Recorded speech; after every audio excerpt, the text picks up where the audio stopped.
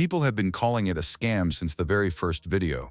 A bearded guy shows up uninvited, mows your lawn for free, films the whole thing, and tells you watching the video is how he gets paid. It sounds too good to be true, and for years, a massive chunk of the internet refused to believe it was real. But Kevin Hansen has finally addressed every question, every accusation, and every rumor that has followed him across millions of views. And what he's confirmed is stranger than anything his critics actually suspected. From the moment the channel started gaining traction, the comments sections filled up with the same question over and over again. How is this real? What's the catch? Nobody just shows up and cuts your lawn for free. There has to be something in it for him that he's not telling you about. And here's the thing, those weren't unreasonable questions. The model genuinely sounds like something you'd see in a forwarded email warning you about a new type of fraud. A stranger knocks on your door, tells you he'll transform your entire yard at no cost whatsoever, and the only thing he asks in return is that you let him film it. Most people's first instinct isn't gratitude, it's suspicion. Kevin has talked about this openly. When he pulls up to a property and introduces himself, it's not uncommon for the homeowner to look at him like he's lost his mind. Some ask him outright if it's a scam. Some think he's setting them up for a bill that arrives after the work is done. Kevin documents these reactions, the confused looks, the cautious body language, the moment it finally clicks for someone that he actually means what he says. His explanation has never changed. He cuts the lawn, he films the transformation, he posts the video to his YouTube channels. The ads that run on those videos generate revenue, and that revenue is what pays his bills and funds the next job. The homeowner gets hundreds, sometimes thousands of dollars worth of professional lawn care completely free. The viewer gets the video for free.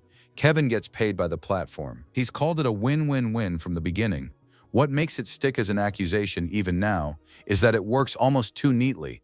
The model is clean, the intentions appear genuine, and the results speak for themselves. But the internet has never fully made its peace with something that sounds this good being exactly what it claims to be. And that wasn't the only question people wanted answered. The scam accusation was easy enough to dismiss once people understood the model. The trespassing question was a lot harder to shake. Think about what Kevin's operation actually requires to function. He drives around neighborhoods looking for overgrown, neglected properties. He makes a judgment call about whether someone needs help.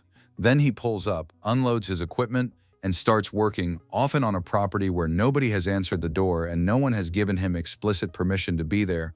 He films the whole thing. Then he posts it publicly on YouTube for hundreds of thousands of people to watch. Critics online have pointed this out for years, and they're not wrong to raise it. Entering someone's private property without confirmed consent, regardless of how good your intentions are, sits in a legally complicated place that good faith alone doesn't fully resolve. Some viewers have been blunt about it. A few have called it trespassing outright, not just a gray area. Kevin has been consistent in how he answers this. His process, which he's confirmed publicly, is to knock on the door first. If nobody answers, he talks to neighbors. He assesses the property, uses his judgment, and makes a call about whether it's genuinely abandoned or neglected versus simply unoccupied. He comes armed with his business information and his Google reviews so that any homeowner who is nervous can verify who he is before allowing him to continue. What backs him up is his track record. Despite years of operating this way across more than 15 states, there is no documented legal action against him. No formal complaints on record, no charges filed. The closest the model ever came to genuine consequences was the October 2021 job where he unknowingly mowed the lawn of a property where someone had passed away inside, and even then, he was the one who contacted the authorities. He's confirmed the process isn't perfect, but he's also confirmed he's never once been in it for anything other than the right reasons. And that raised a question that bothered people even more. Where exactly does the money go? There's a version of Kevin Hansen's story that writes itself as pure ego. A guy who calls himself a Juggernaut, builds a channel around his own name, films himself doing heroic things for strangers, and watches the subscriber count climb. It reads like a carefully constructed personal brand, the kind of thing a marketing consultant would charge serious money to put together. Except Kevin has confirmed that isn't how any of it happened. The name Lawn Care Juggernaut wasn't created for Kevin. He said it plainly on his own website. When he started making videos, they were aimed at other people in the lawn care industry, guys who were starting out, grinding through the early stages, trying to figure out how to build something from nothing. Kevin wanted to give them a mindset to hold on to, something that said you are unstoppable. You don't quit, you push through the hard parts and come out the other side. Juggernaut was that mindset. He created the name for them, not for himself. What he didn't anticipate was that the audience would flip the meaning entirely. Instead of other lawn care operators adopting the Juggernaut identity for themselves, the viewers started applying it to Kevin. He became the Juggernaut. The name that was supposed to belong to everyone who watched the channel ended up belonging exclusively to the man behind the camera. He's admitted he never saw that coming, and there's something quietly ironic about it. A guy who built a brand around the idea of giving things away ended up keeping the one thing he specifically tried to hand to someone else. It also reframes the whole channel in a way most casual viewers have never considered. What looks from the outside like a confident, larger-than-life creator staking his claim ended up being something far more accidental. The persona, the name, the identity, none of it was engineered. It just landed. But what happened next would land even harder, and it would change everything about how the internet saw him. October 2021. Kevin pulls up to a property in Tulsa that looks like it hasn't been touched in months. Grass completely out of control, bushes overgrown, the kind of neglect that tells a story before you even knock on the door. He knocks anyway, no answer.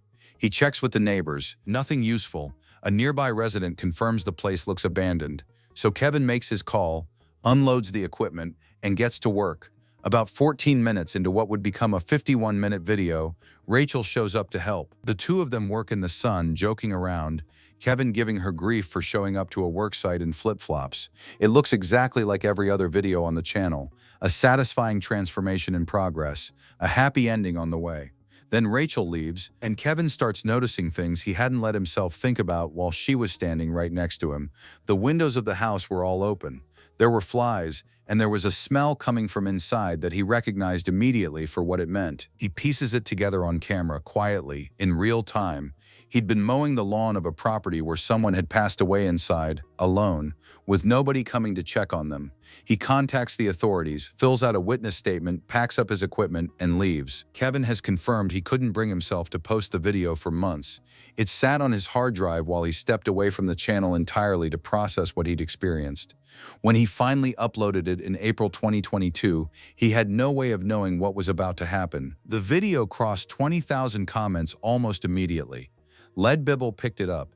International outlets ran with it. People who had never heard of lawn care Juggernaut were suddenly sharing it across every platform imaginable. It was the moment that changed the channel's trajectory permanently. But with that level of exposure came a wave of scrutiny that Kevin hadn't faced before. Of all the rumors and questions that have followed Kevin Hansen across his career, there's one he confirmed years ago that still hasn't been fully resolved. And unlike the scam accusations or the trespassing debate, this one is completely self-inflicted. At some point during the channel's earlier growth, Kevin made a public promise. When the subscriber count hits 1 million, the beard comes off. For charity.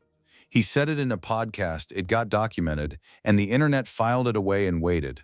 The beard in question is not a small detail. It's a full, heavy, ZZ Top-style beard that has become as recognizable as anything else about the channel. It's part of the identity. Some viewers would argue it practically has its own subscriber count at this point. Kevin knew exactly what he was offering when he made the promise. This wasn't a casual throwaway comment. He put something genuinely significant on the table. The combined subscriber count across Lawn Care Juggernaut and The Boring Channel has now crossed into 7-figure territory. The milestone he set as the trigger has been reached. And yet, as of now, the beard remains exactly where it has always been, sitting on Kevin Hansen's face, completely undisturbed. Fans have not forgotten. The comments referencing the promise surface regularly, and Kevin has acknowledged it hasn't gone away. He's confirmed he remembers making it. He's confirmed he intends to follow through on it. What he hasn't confirmed yet is when. It's a rare moment of unfinished business for a creator who has otherwise answered every major question his audience has ever thrown at him. The model is real. The lawns are genuinely free. The trespassing criticism has never resulted in legal consequences. The name was never about ego. Every rumor that was worth confirming has been confirmed. Every rumor except one. And all it would take to settle it is a barber's chair and about 20 minutes. Something tells you Kevin Hansen already knows exactly when that's going to happen. Kevin Hansen built something that shouldn't work on paper. A man who gives away his labor for free, refuses sponsorships, turns down guaranteed income, and runs an entire operation on nothing but ad revenue and goodwill. By every conventional measure of how you build a sustainable business, almost every decision he's made has been the wrong one. And yet here he is, over 1 million subscribers across 2 channels, a career that has taken him through 15 states, and a reputation that has survived every accusation the internet could throw at it.